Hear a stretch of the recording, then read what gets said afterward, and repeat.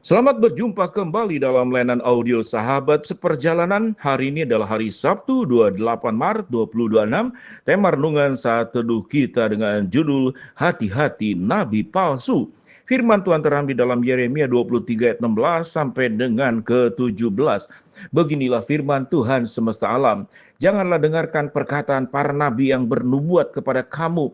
Mereka hanya memberi harapan yang sia-sia kepada kamu dan hanya mengungkapkan penglihatan rekaan hatinya sendiri, bukan apa yang datang dari mulut Tuhan. Mereka selalu berkata kepada orang-orang yang menista firman Tuhan, kamu akan selamat. Dan kepada setiap orang yang mengikuti kedegilan hatinya mereka berkata, malapetaka tidak akan menimpa kamu. Mari kita berdoa. Bapa yang di dalam surga, nabi-nabi palsu ada dalam perjanjian lama, ada di dalam perjanjian baru, ada di dalam setiap kehidupan yang kita temui saat sekarang, yang seakan-akan mereka memberikan harapan-harapan yang indah, namun sesungguhnya menista firman Tuhan. Dalam nama Tuhan Yesus kami berdoa, amin. Shalom sahabat seperjalanan yang dikasihi Tuhan. Hati-hati nabi palsu. Peranan nabi adalah bernubuat, menyampaikan sesuatu yang belum terjadi dan akan terjadi di kemudian hari. Nabi-nabi dalam perjanjian lama, baik nabi-nabi kecil maupun nabi-nabi besar dari seluruh kitab dalam perjanjian lama, mereka melaksanakan perintah Tuhan untuk menubuatkan sesuatu. Perkataannya, isi nubuatannya adalah berasal dari Allah dan bukan rekaan hatinya. Kalau kita bisa bertemu dengan seseorang yang seakan-akan tahu sesuatu yang terjadi di masa depan, lalu orang kemudian mengatakan orang tersebut itu luar biasa, dia bisa tahu apa yang ada di depan yang belum diketahui, baik itu peristiwa, baik itu orang, baik itu kejadian, lalu seakan-akan kita berikan tanda kutip, seakan-akan itu terjadi. Kalau kita berbicara, setan pun bisa menipu kita dengan tipuan-tipuan yang sangat luar biasa. Bahkan setan pun bisa berupa malaikat terang yang datang kepada kita, datang mengatasnamakan Tuhan.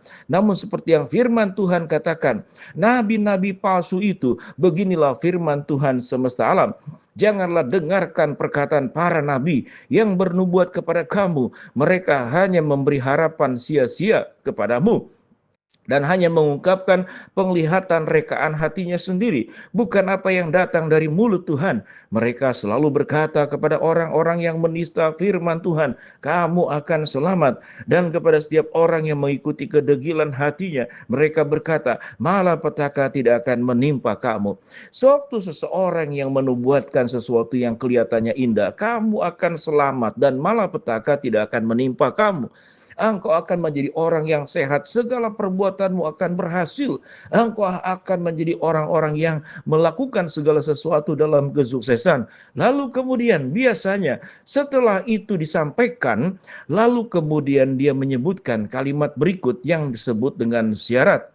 Asalkan engkau menyembah patung tertentu, asalkan engkau datang ke tempat keramat tertentu, memberikan dupa sesajen ataupun persembahan-persembahan tertentu, maka akan diberikan. Yang kedua, setelah memberikan syarat, ada sebuah peringatan.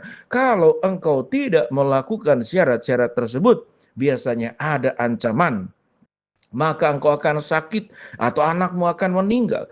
Biasanya setelah ada ancaman tersebut pun, biasanya karena orang terpaku kepada janji, engkau akan selamat, engkau akan berhasil, tokomu akan maju, usahamu akan berkembang, jodohmu akan mudah didapatkan.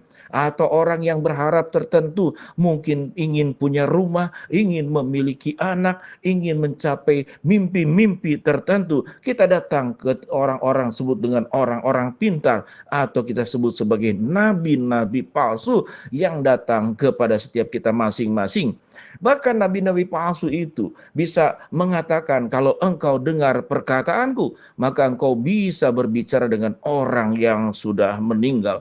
Ada banyak hal-hal yang spektakuler.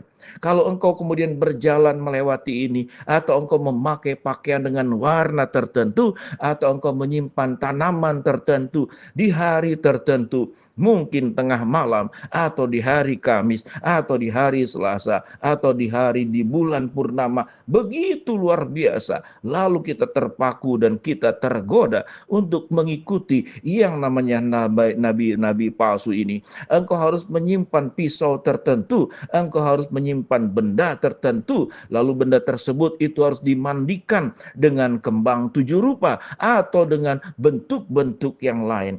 Kemudian semuanya itu membuat kita bergeser dari kita menyembah kepada Allah, mempercayai Allah sebagai sumber pertolongan, sebagai satu-satunya yang tidak boleh diduakan. Kita hanya mendengar nabi-nabi yang dipakai oleh Allah, bukan nabi-nabi palsu di zaman sekarang. Ingatlah bahwa iblis bisa datang dalam rupa malaikat, lalu memakai katakanlah kata-kata yang indah. Engkau akan selamat, engkau tidak akan tertimpa oleh malapetaka. Ayat 10 dan 11 saya bacakan kembali. Beginilah firman Tuhan semesta alam. Janganlah dengarkan perkataan para nabi yang bernubuat kepada kamu. Mereka hanya memberi harapan yang sia-sia kepadamu dan hanya mengungkapkan penglihatan rekaan hatinya sendiri, bukan apa yang datang dari mulut Tuhan. Mereka selalu berkata kepada orang-orang yang menista firman Tuhan, kamu akan selamat. Dan kepada setiap orang yang mengikuti kedegilan hatinya, mereka berkata, malapetaka tidak akan menimpa kamu. Sahabat seperjalanan, kalau ada sahabat seperjalanan yang masih kemudian melakukan perkara-perkara, mempercayai nabi-nabi palsu, mempercayai tanda kutip sebagai orang-orang pintar, lalu kita dipanggil untuk mengikutinya dan meninggalkan Tuhan, kita sedang mempercayai nabi-nabi palsu di zaman ini. Sahabat seperjalanan, kalau Tuhan sebagai sumber yang terbaik, sumber yang memberikan segala yang kita butuhkan, yang menjanjikan janjian harapan yang terindah, aku merancangkan rancangan damai sejahtera dan bukan rancangan kecelakaan, masa depan yang penuh dengan harapan. Maka Tuhanlah sumber segala sesuatu. Seringkali kita tidak sabar atau kita coba-coba karena doa kita tidak terjawab sesuai dengan waktu kita, atau harapan kita yang Tuhan tidak kabulkan karena Tuhan punya rencana yang jauh lebih indah daripada rancangan dan rencanamu. Kemudian kita berbalik arah dari mempercayai Tuhan, mempercayai firman-Nya, kita mulai mempercayai nabi-nabi palsu. Sebagaimana dijelaskan pada awal, ada syarat tertentu, lalu kemudian kalau tidak dilakukan ada dampak dan akibatnya. Tuhan yang kita sembah bukanlah Tuhan yang mengancam. Tuhan yang kita sembah bukan Tuhan yang sedang berbisnis. Kalau kita melakukan, maka Tuhan akan berikan kebaikan. Kalau tidak melakukan, maka ada hukuman. Memang Tuhan menghukum, tapi tujuannya untuk kebaikan setiap kita masing-masing, agar kita berjalan di jalan yang benar, bukan serong hati, kemudian bukan melakukan tindakan yang bertentangan dengan firman Allah, lalu kehidupan kita menjadi menista firman Tuhan. Biarlah renungan ini boleh mengingatkan kita, kalau Allah sudah sedemikian setia mengasihi dan memberikan semua yang terbaik, berhati-hatilah akan adanya nabi-nabi palsu di zaman ini, termasuk yang mengajarkan ajaran-ajaran yang seakan firman Allah, namun sesungguhnya kesesatan. Percayalah kepada Allah dan percayalah kepada para nabi yang ada dalam firman Tuhan, para rasul yang tercantum, bukan kepada nabi palsu. Mari kita berdoa. Bapa dalam surga, hamba-Mu berdoa buat sahabat seperjalanan yang sakit, Tuhan jamah sembuhkan. Sahabat seperjalanan yang sedang menghadapi masalah, Tuhan bukakan jalan. Sahabat seperjalanan yang sedang berdoa, mengharapkan sesuatu, Tuhan kabulkan sesuai dengan waktu dan rencana Tuhan yang terbaik. Di dalam nama Tuhan Yesus kami berdoa. Amin.